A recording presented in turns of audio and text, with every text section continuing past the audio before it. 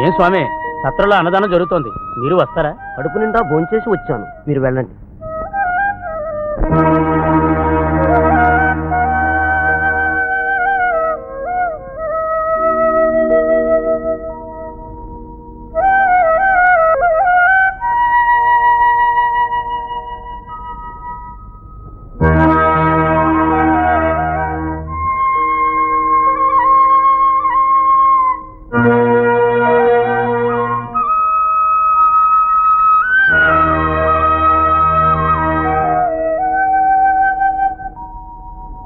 భోంచేయి, బాగా భోంచేయి.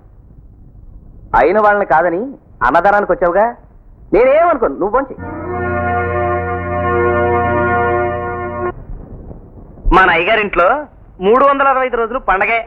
రోజుకో దేవుడి పేరు చెప్పుకోవడం, బొబ్బట్లు పాయసం చేసుకోవడం, తింటాం. కానీ మన ఇంట్లో ఉంది దేవి కదా, ఆ దుర్గాదేవి పేరు చెప్పుకుని అవి కూడా కలిపి మనమే తినేద్దాం.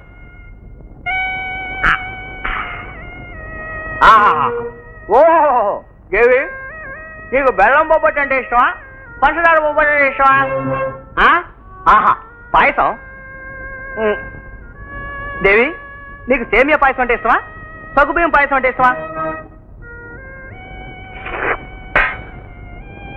అమ్మయ్యా, నా భోజనం పూర్తయింది. దేవి, నువ్వేం భయపడకు, నిన్ను భోంచేయమని నేనేం బలవంతం పెట్టను. కుక్కగారు ఉన్నారు కదా, కుక్కగారు రెడీగా ఉండండి. మీకు బొబ్బట్లు పాయసంతో బ్రహ్మాండమైన భోజనం తీసుకొస్తున్నాను, రెడీగా ఉండండి.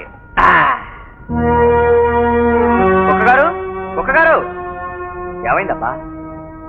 ఓహోహో, అదే, దీనికి సత్రంలో సంతర్పణతోనే కడుపు నిండిపోయినట్టుంది.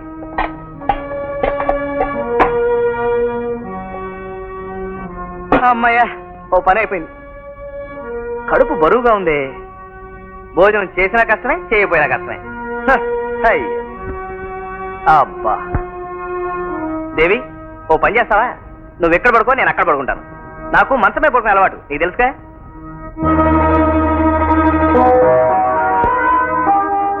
అమ్మయ్యా, శుభ్రంగా భోంచేసాం, ఇంకేముంది, పడుకోవడమే.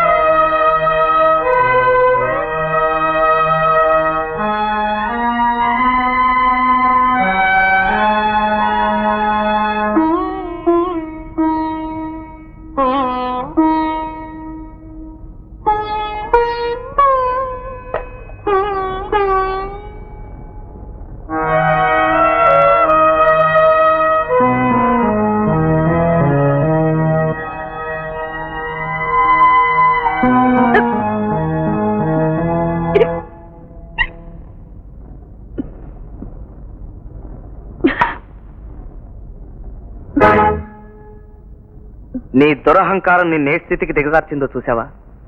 నీ ఇంట్లో నువ్వే దొంగతనంగా భోంచేస్తున్నావే, ఇదొక జీవితమా?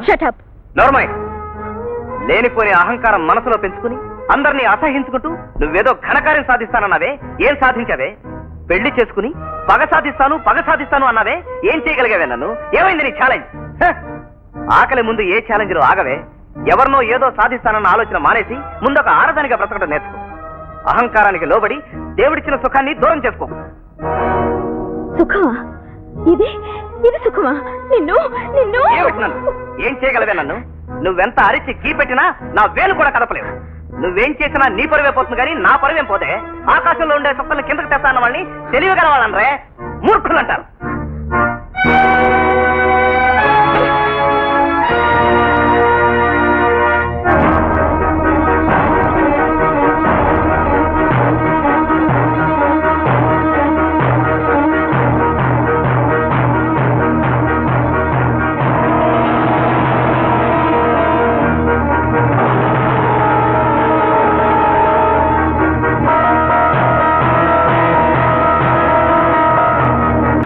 ఏమండి మర్యాద రామన్న గారు, ఏమైంది మీ మర్యాద? ఏమైంది?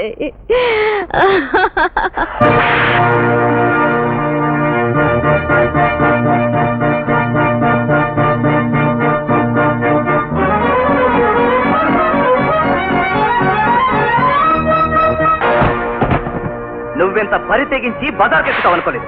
నువ్వు ఒక ఆడదానివా? ఈ ఇంట్లో నీకు స్థానం లేదు. Get out!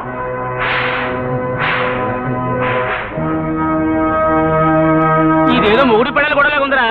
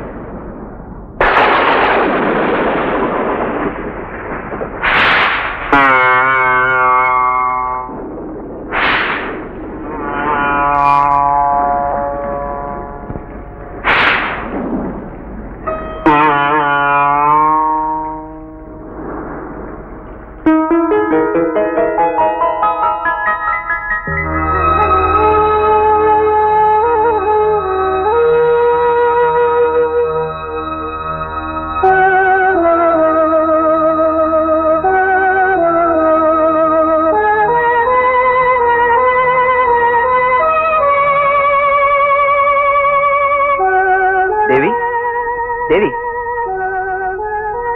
దేవి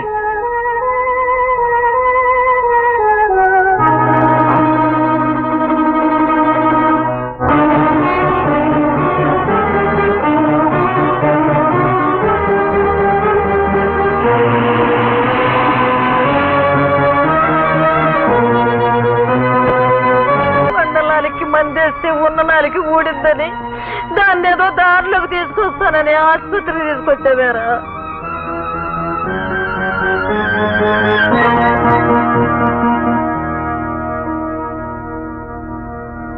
ఒక నిమిషం బయటకు వెళ్తారా?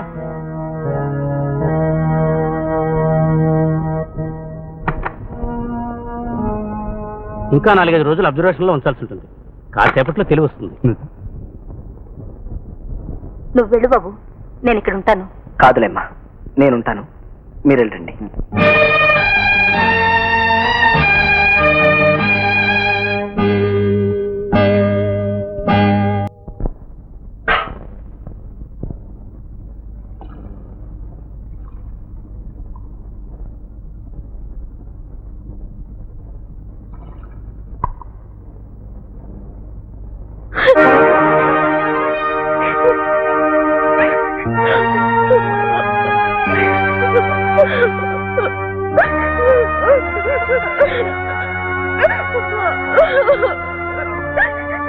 నన్ను క్షమించండి, నన్ను క్షమించండి,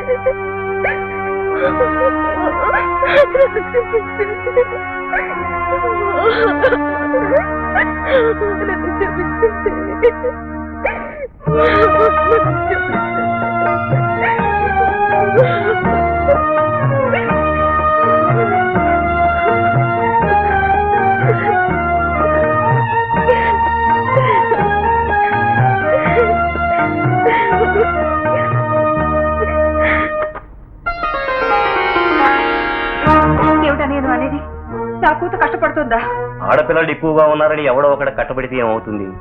ఏమిటి కిష్టయ్య ఎవడో ఒకడా? భలేవాడి బా, మనకిష్ట ఎప్పుడో నదిలో పడి చచ్చిపో. నేను నమ్మను. వాడు నీ తమ్ముడు కిష్టయ్య కాకపోతే నా కూతురు ఊరుకుంటుందా? అది అసలే ఆడుపు. అది పులి అయితే వాడు రింగ్ మాస్టర్. పులి నోటి కళ్ళె వేసి ఆడిస్తున్నాడు.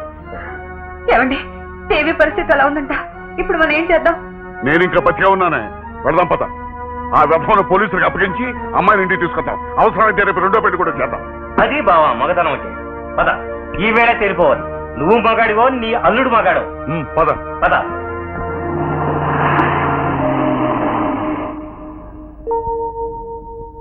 ఇదే వాళ్ళ అంతఃపురం. మా దేవుండేది ఈ ఇంట్లోనా?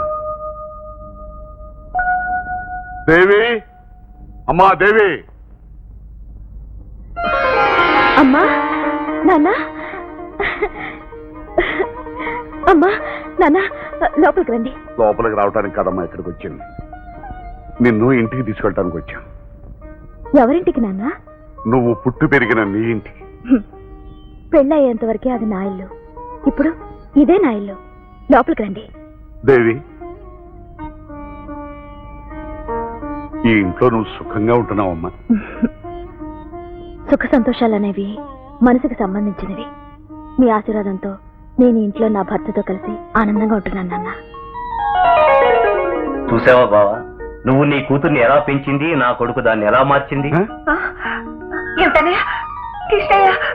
నీ కొడుక? అవునమ్మా, మీ అల్లుడు కిట్టయ్యే నా కొడుకు రవి.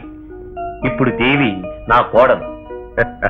పిల్లల్ని ఎత్తుక్కోకుంటే ఒక ముద్దయిపోద్దా అని కూతురింటికి వెళ్తే కోపం వచ్చినప్పుడల్లా అల్లుడు ఇసుక్కుంటాడాయా, కూతురు ఇసుక్కుంటుందాయా? అమ్మా అమ్మా నువ్వు వచ్చావా?